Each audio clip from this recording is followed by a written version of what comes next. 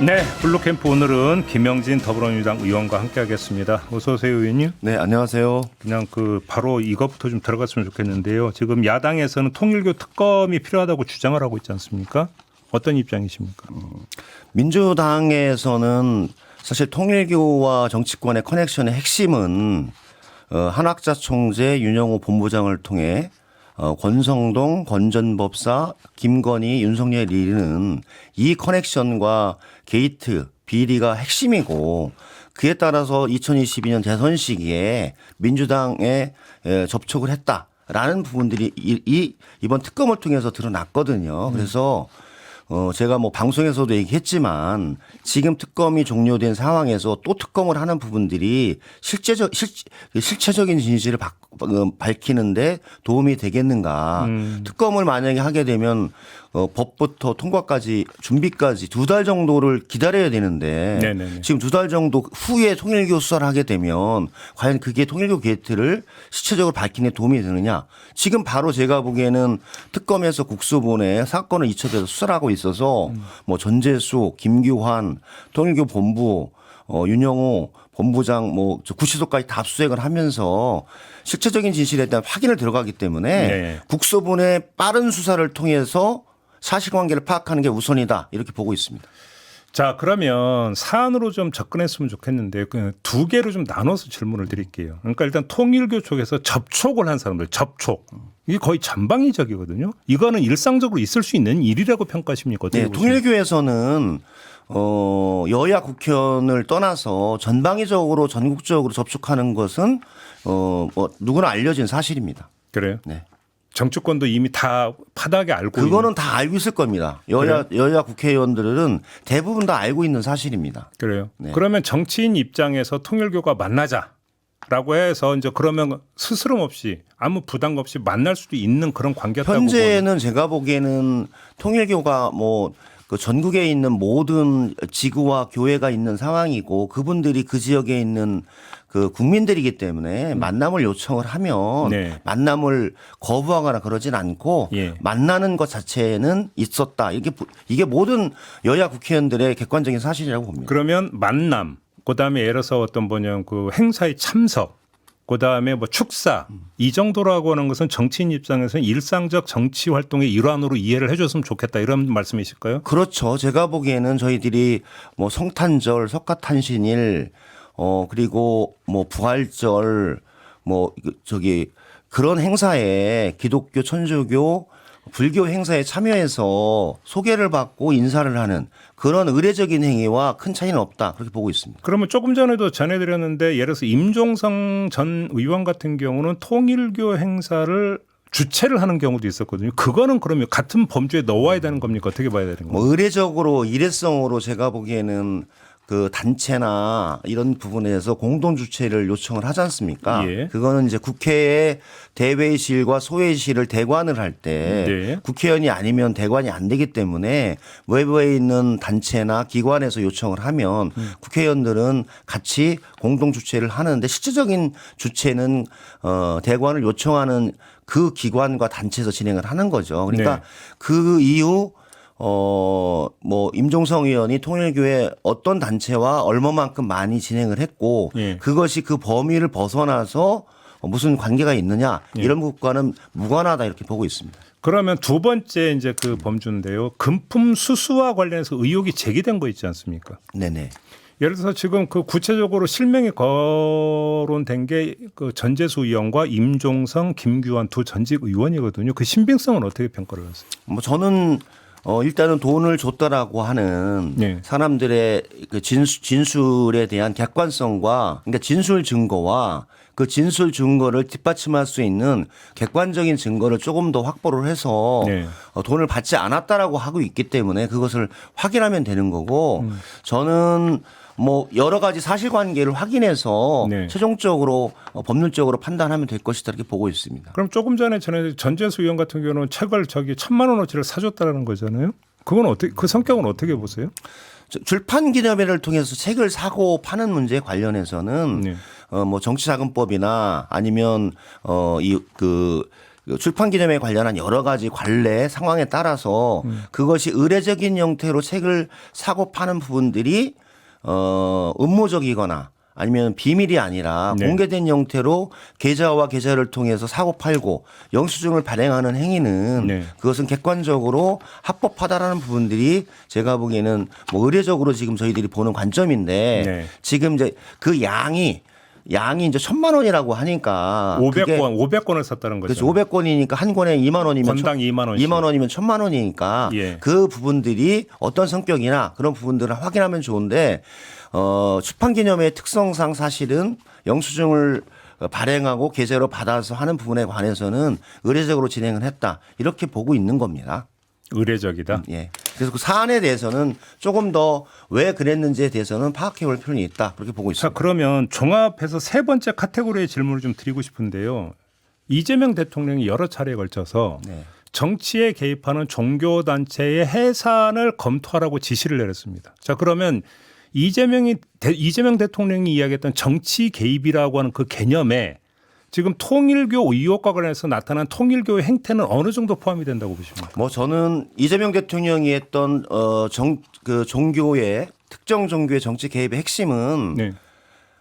당원과 국민의 민주적인 의사 결정 과정에 개입하여 국민의 의사와 당원의 의사를 왜곡하고 후보자와 선거의 결과를 비틀는 형태로 나오는 것에 관한 강한 경고고 그것이 이루어졌을 때 그런 조치도 필요하다 이런 개념입니다. 한마디로 그러니까 쉽게 뭐 조직적으로 당원으로 그렇죠. 가입을 해서 당원으로 뭐 10,000명, 50,000명, 10만 명이 개입을 해서 네. 대통령 후보 선거 시기에 후보 결정 과정을 비튼다든지 아니면 당내 대표 선거 과정에 당원으로 집단적으로 가입을 해서 당대표 선거 과정에 개입을 한다든지 이렇게 구체적이고 실질적이고 대규모적으로 개입하는 부분에 관한 조치였다라고 저는 생각을 하거든요. 그리고 이런 관계들이 네. 그 과정까지 가는 곳에 사전 전 단계냐 그건 별개의 문제이다 그렇게 보고 있습니다. 그러면 그 행위에 있어서 그 행위의 강도와 정도는 중요하지 않습니까? 예를 들어서 통일교 그러니까 신도들이 조직적으로 가입을 했는데 그게 예를 들어서 당내 어떤 특정한 경선에 결정적 영향을 미칠 수준은 아니었음에도 불구하고 조직적으로 가입을 해서 뭔가 영향을 미치려고 한 행위였다면 그것도 정치 개입 행위로 규정할 수 있습니까? 현재 이제 그 보통 민주당의 2022년 대선의 과정 제가 한번 말씀드렸는데 신천지라든지 외부 종교가 아주 의도적이고 목적을 가지고 개입을 한다든지 국민의힘 대표 경선 과정에 김기현 의원이 그 출마를 했었을 때 사전 전 단계 권성동 의원에 관한 여러 관계 속에서도 개입한 것처럼 드러나고 있는 상황들 예. 이렇게 구체적인 상황에 대한 부분들을 칭했다라고 보고요.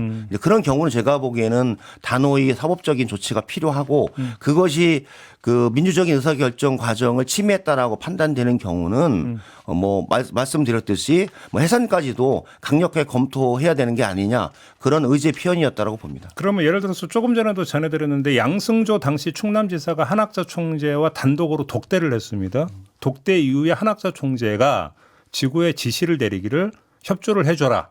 라고 지시를 했다라는 것이고 지금 그 내부 소식통의 증언은 그게 선거 지원을 뜻하는 것이다라는 지금 보도가 나왔습니다. 그럼 이건 어떤 성격으로 봐요? 그런 정도는 뭐 저희들이 그 어느 종교를 만나더라도 의례적인 형태로 사실 하는 정도의 얘기라고 저는 보고 있고요. 그것도 의례적이다. 저는 그 그 통일교의 교세나 그 힘 자체가 어느 지역의 선거 결과를 바꿀 수 있는 정도의 힘과 역량을 가지고 있지는 않다 이렇게 보고 있습니다. 그래서 그거는 여야를 떠나서 통일교가 정치권에 개입을 해서 자기들의 영향력을 확대하기 위한 하나의 과정으로 사실은 진행을 하는 건데 결론적으로 그런 로비나 시도가 특별하게 성공하거나 그런 경우가 많지 않다. 제가 이 질문을 드린 취지를 아실 것 같은데 마지막으로 이 질문을 드리는 게 왜냐하면 국민의힘 관련 의혹이 이미 제기가 된 상태이기 때문에 질문을 드리는 거거든요. 근데 예를 들어서 통일교가 국민의힘을 향해서 했던 것처럼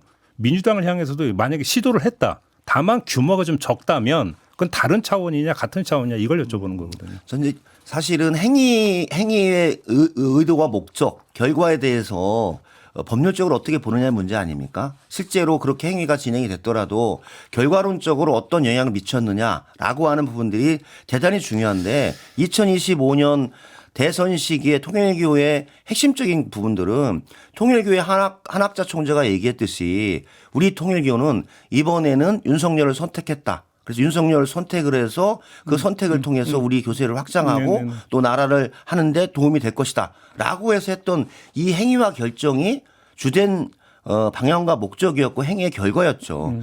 부차적으로 민주당에 대해서도 이렇게 연결을 하고 하려고 했지만 결론적으로는 뭐 어떤 영향도 미치지 않았고 결과론적으로 나타나지 않은 상황이 된 거죠. 알겠습니다. 관련되지만 좀 다른 각도에서 질문 하나 드리겠는데요. 국민의힘과 개혁신당이 이 통일교 특검 문제와 관련해서 지금 논의를 시작을 하지 않았습니까? 그러면 두 당의 머릿속에는 통일교 특검을 관철시켜야 된다라고 하는 이런 거 말고 지방선거 연대까지 염두에 두고 움직이고 있다고 혹시 해석을 하세요. 어떻게 보십니까? 네, 예. 제가 방금 전에 2025년 대선이라고 했는데 통일교의 접촉 지점은 2022년이라고 다시 한번 네네네. 그 말씀을 드려요. 윤석열 후보에 대한 판단이었기 때문에 22년이었습니다. 예.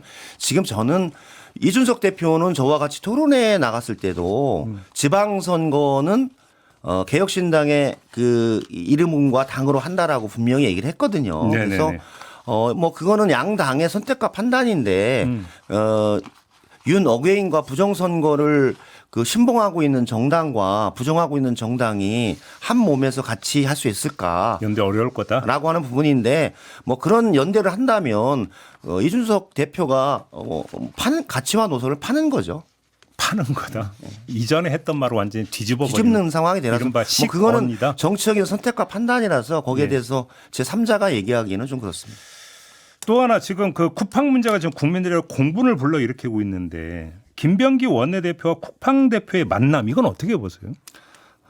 김병기 원내대표가 얘기했듯이 이제 원내대표이고 네. 원내대표 이전에 국회의원이라서 이해 관계자들과의 면담 요청을 하게 되면 동일하게 네. 적절한 범위 내에서 면담을 진행을 하고 그 내용을 듣는 그런 과정이었다라고 봅니다. 뭐 저도 국회의원이지만 상당히 불편하고 어떤 의도를 가지고 나를 만나러 올까라고 하는 부분도 있지만 네네. 그렇다고 해서 모든 면담과 그 간담회를 거부를 할 수 없거든요. 그래서 얘기를 들어보는 취지와 과정이었다. 이런 그렇다고 정도로 또 보고 있습니다. 모든 만남 요청에 다 응할 의무는 없는 거잖아요. 그렇습니다. 그러니까 잘 선별해서 만나죠. 그러니까 선택적 만남인데 선택의 기준과 취지가 뭐냐 이걸 여쭤보는 거예요. 그거는 뭐 쿠팡에서 요청을 했기 때문에 그거는 김병기 그 원내대표와 김병기 의원이 결정한 사안이라 뭐 그것까지 물론 뭐. 제가 알 수는 없을 것 같습니다.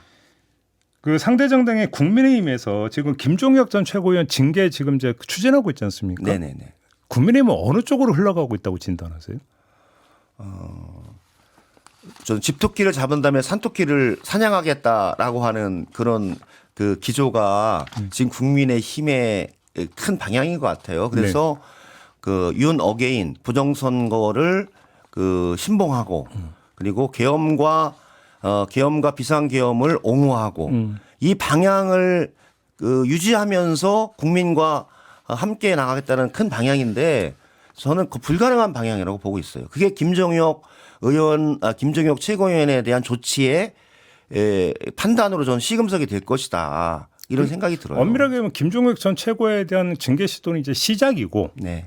끝점은 사실은 한동훈 전 대표에 대한 징계 시도 아니겠습니까? 결론은 한동훈 대표로 가고 저는 좀 안 좋은 목적을 가지고 진행하고 있지 않나라는 안 생각이 좋은 들어요. 목적이라는 게 뭐예요? 한마디로 12.3 비상계엄 쿠데타와 그 쿠데타의 그 책임자였던 윤석열을 탄핵에 대해서 한동훈 대표는 동일했지 않습니까?